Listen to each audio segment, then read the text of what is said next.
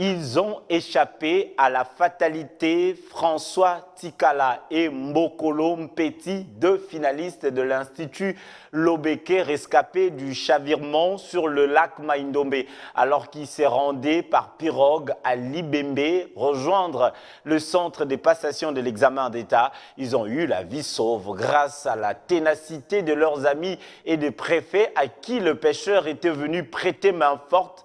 Les survivants de ces drames reviennent sur les circonstances de leur accident dans ce reportage de Bibi Chungua et Mandela Ndongala. Donnés pour morts alors qu'ils allaient rejoindre par pirogue le centre de l'examen d'État Bilembe. À près de 20 km de leur village, les deux finalistes de l'Institut Lobeke dans le Maïndombe ont refait surface. Les mouvements des vagues qui ont fait chavirer la pirogue qui les transportait n'a pas pu emporter leur vie. Les rescapés relatent les circonstances de cette catastrophe.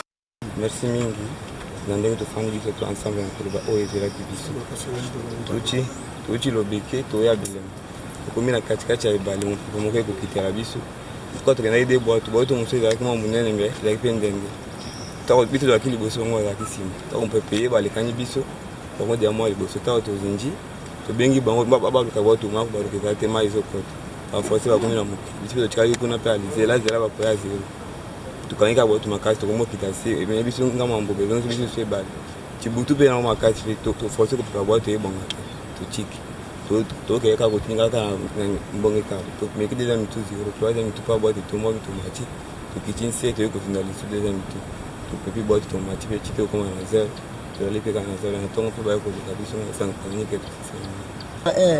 Tozini na butwana tumiki konaje simbite tubi bote simbite mbonge levi makasi na mbula na ibala natana mesabite yo ningo zala busima ka nkake na siminka to simika boato ika kutipaka na na mai kwa 23h mon pepe jimni tubi mai na boato tomati tubi boso tozinji.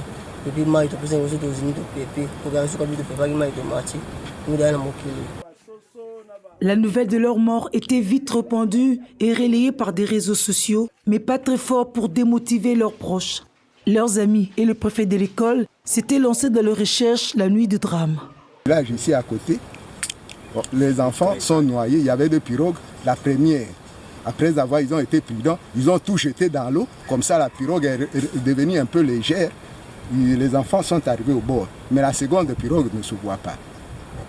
Je fais des courses, chercher, je paye de moi-même, j'ai loué le moteur chez le pasteur, je lui ai remis une somme de 10 000 francs. Je suis allé payer le carburant, je payais 51 000, c'est-à-dire 15 litres d'essence plus 1 litre de saillie. Je suis descendu avec une équipe d'élèves jusqu'à vers aux environs de Bécaille. Je croisais quelques rescapés. Où sont les autres? Ils sont dans l'eau. Nous avons veillé toute la nuit avec un groupe d'élèves. Très tôt le matin, les parents de ces enfants sont venus. Aussitôt retrouvés grâce aux pêcheurs, François Tikala et Mbokolo Mpeti ont été pris en charge par le centre de santé de leur village.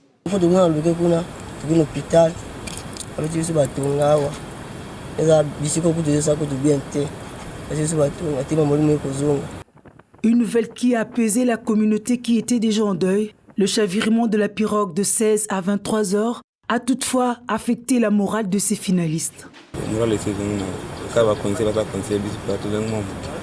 Le chef du centre qui devait accueillir ces journalistes raconte comment la nouvelle l'a trouvé en pleine prière de dimanche. Quelques heures plus tard, on est entré à l'église. J'étais moi-même personnellement dans cette église, à la prière, à la messe de dimanche. En pleine messe, l'information tombe qu'on les a vus. Et ce qui a égayé tout le monde. En tant que chef de centre, je les ai cherchés. Quand on avait réunion avec les intervenants l'après-midi, le préfet qui était parti avec une délégation les chercher, le préfet m'arrive avec ces deux rescapés dans la salle. Une situation qui nécessite une bonne prise en charge psychologique et sociale.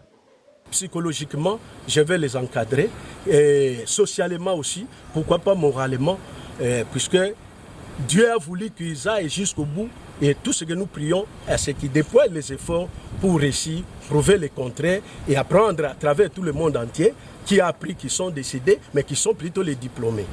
Pendant qu'ils se battaient contre les eaux, un montant de 245 000 francs a été emporté. kati botoleka ngana mpe biloko keka saki na biso na bambongo kanga na laki mbongo ya Stéphine na Sarif ye pa laki mbongo ya bato misusu 4 pesa nyonso peki ya Sarif ya ki 90 ya Stéphine 60 yanga pe 93.